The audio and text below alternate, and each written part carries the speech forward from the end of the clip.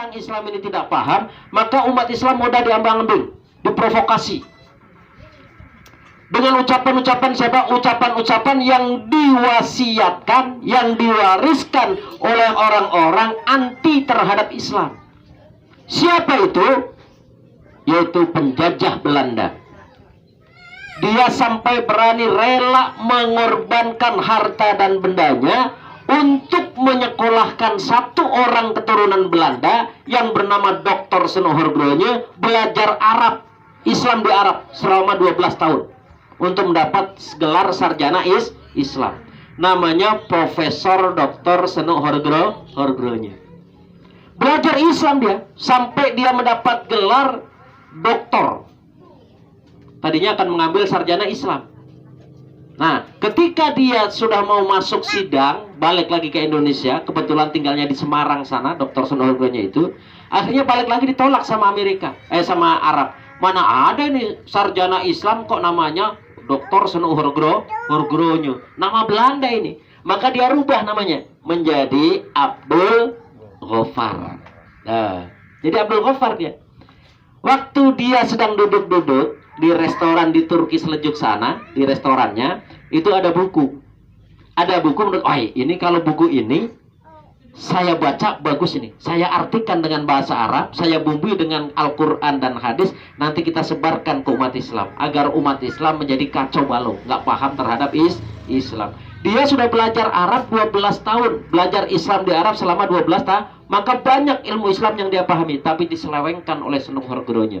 Karena tujuan dia mempelajari Islam bukan untuk membangun Islam, tapi untuk menghancurkan Islam. Maka bagi dia programnya cukup umat Islam itu merasa Islamnya sempurna, merasa Islamnya kafah, kalau umat Islam sudah tahu wudhu. Kata Senohorgronya, Islam akan sudah merasa sempurna, umat Islam itu akan merasa hebat kalau dia sudah bisa sholat. Maka wudhu dan sholat itu adalah program utama yang mereka adakan pengajian di mana-mana, dan ini sampai sekarang. Asal pengajian pasti bahasnya wudhu, asal pengajian pasti bahasnya tidak pernah membahas wa'tasimu bihablillahi jami'a wala tatafarraqu. Ini ayat apa dongeng yang saya sampaikan tadi? Ayat, bukan karangan Iwan Fals kan? Dan juga bukan syairnya Roma Irama kan? Wa'tasimu bihablillahi jami'a wala tafarraqu. Kenapa ini tidak disampaikan oleh kiai dan ustadz kepada umat Islam? Ya, perintahnya jelas, wa'tasimu bihablillahi jami'a wala tafarraqu. Jangan kamu berpecah belah. Umat Islam ini wajib bersatu. Tanya Bu Oneng tuh.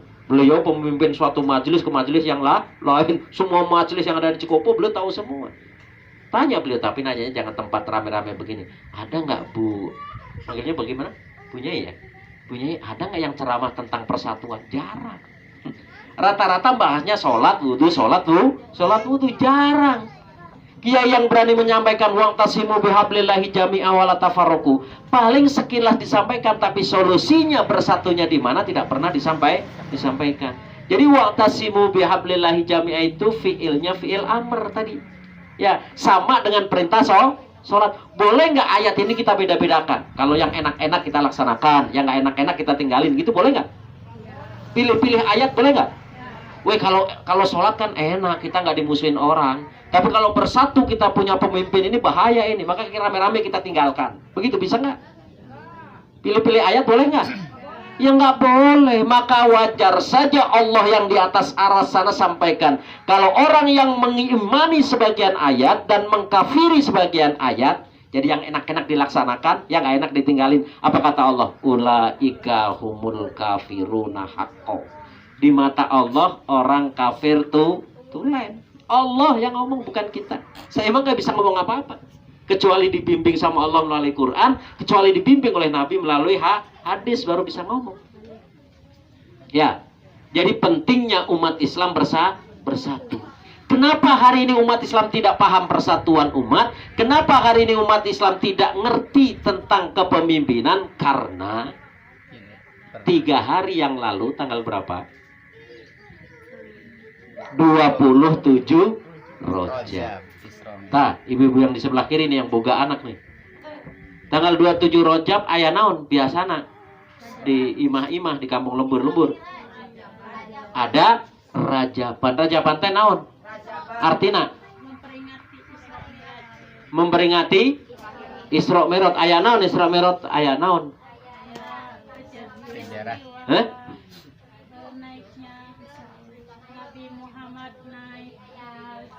Isra itu artinya jalan-jalan. Jadi Nabi diajak jalan ya. Kira-kira orang yang diajak jalan-jalan itu baru terjadi apa sebelumnya? Sedih terus. Tadi Bu orang bilang seneng. Sebelumnya sedih, jenuh, apalagi kena musibah atau sedang merana, ya. Itulah yang terjadi kepada Rasulullah SAW. Tahun 10 kenabian, tahu 10 kenabian? 10 kenabian itu apa? Umat Islam ini rata-rata diajak sejarah itu bengong-bengong aja udah. Ini udah taklim berbulan-bulannya begini. 10 kenabian itu yang dimaksud apa? 10 kenabian itu artinya Nabi Muhammad diangkat menjadi nabi. Jadi bukan dari kecil itu nabi. Muhammad bin Abdullah itu bukan dari kecil nabi. Kapan beliau diangkat menjadi nabi? Ketika beliau berusia 40 tahun. Hah? Berapa? Hah? Muhammad bin Abdullah diangkat jadi nabi usia berapa? 40 tahun. Berapa? Hah? Iya, Nabi Muhammad ini kan sebelum belum jadi nabi. Diangkat jadi nabi usia berapa? 40 tahun. Kalau nikahnya umur 25 tahun nikahnya itu, ya. 25 tahun. Wajar saja orang tercantik di dunia nomor 4 jatuh cinta kepada Muhammad bin Abdullah. Siapa orang tercantik di dunia nomor 4? Khadijah bin Khuwailid. Wih, Masya Allah, kaya, cantik nomor kan masih ingat kalau kita bicara cantik mah bapak-bapak mah ingat, kalau ibu nggak mau, takut tersaing. Yang pertama siapa orang tercantik di dunia? Tahu nggak? Pura-pura nggak hafal. Hawa. Yang kedua karena bocah dihafal. Ya, yang kedua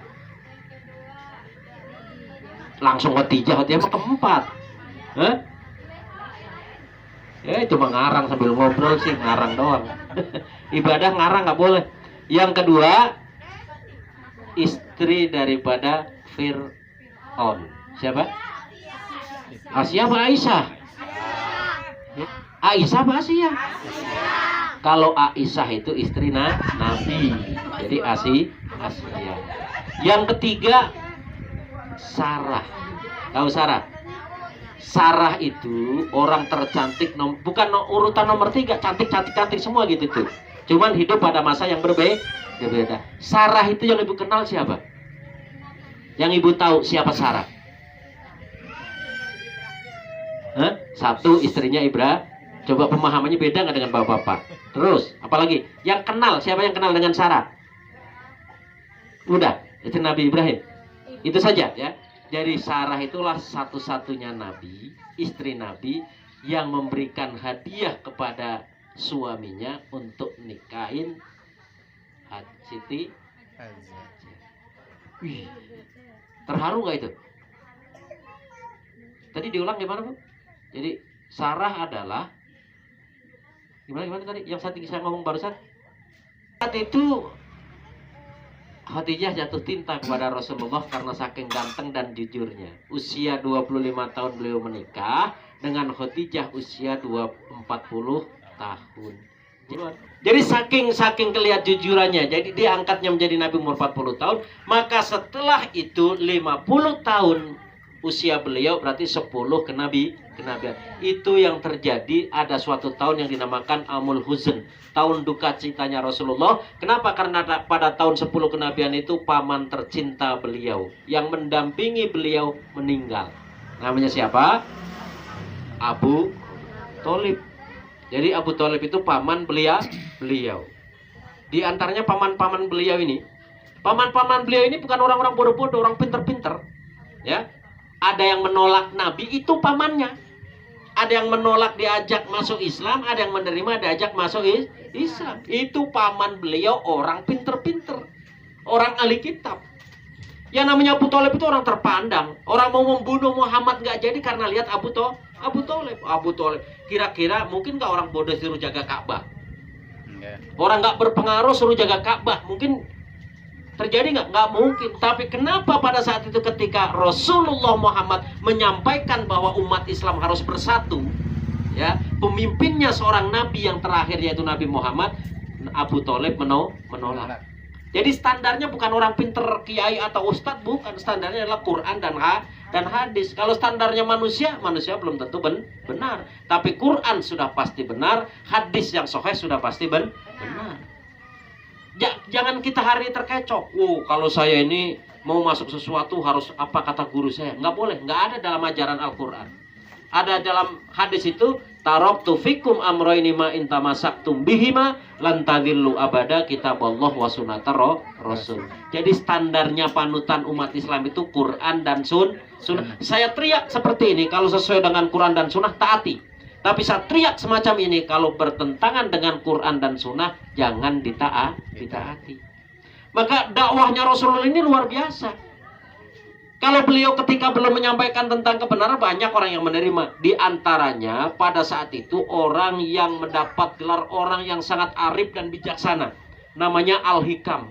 Al-Hikam itu bisa diartikan orang yang sangat bijaksana, yang sudah dielok-elokan menjadi calon pemimpin, jadi calon presiden, yaitu Abu Jahal. Orangnya pintar, cerdas, semuanya bisa dikuasai. Tapi ketika Rasulullah menyampaikan kalimat La ilaha illallah, bahwa umat Islam itu harus bersatu, dan saya Muhammad bin Abdullah pemimpinnya, orang pintar tadi menolak apa menerima? Menolak. Jadi hidayah ini adalah hak prerogatif Allah, tidak bisa dipaksa. Bapak Nabi harus menjadi pengikut Nabi. Enggak. Jadi standarnya bukan manusia. Anak Nabi saja yang menolak bapaknya Nabi ada nggak? Ada. Kan kalau ini kan kita jadi terkecoh kan. Anaknya Nabi Kan'an, itu nanya Nabi anak kesayangan. Anak kesayangan beliau yang berpotensi luar biasa, wibawanya luar biasa, sampai dia bisa menggoda anak Nuh yang lain yang tadinya sudah bersahadat keluar gara-gara godaan daripada Kan'an. Itu pengaruhnya Kan'an. Itu anak Nabi itu. Istri Nabi ada yang menolak nggak? Banyak, ya. Jadi kalau kita mengikuti kebenaran, jangan lagi kita berstandar kepada manusia, tapi Quran dan sunnah. Itu yang ngomong Nabi, bukan saya, bukan saya. Taraktu fikum amroini ma intamasaktum bima lan tadillu abada kitaballah wa sunnatar rasul. Kalau memang yang disampaikan sesuai dengan Quran dan sesuai dengan hadis yang sahih, kenapa nggak kita ikut? Kata Nabi. Maka tadi disampaikan oleh hadisnya, semua umatku masuk surga kecuali yang menolak Quran dan menolak hadis. Maka wa'tasimu bihablillahi jami'a, bersatu ini perintah Allah. Nah, karena Islam ini sudah sempurna. Sempurna apa belum Islam itu? Sempurna itu artinya apa sih? Segala masalah urusan tentang ibadah kepada Allah itu sudah ditata, sudah ada contoh, sudah dikasih pelajaran. Baik urusan yang besar maupun urusan yang kecil, itu baru namanya sempurna.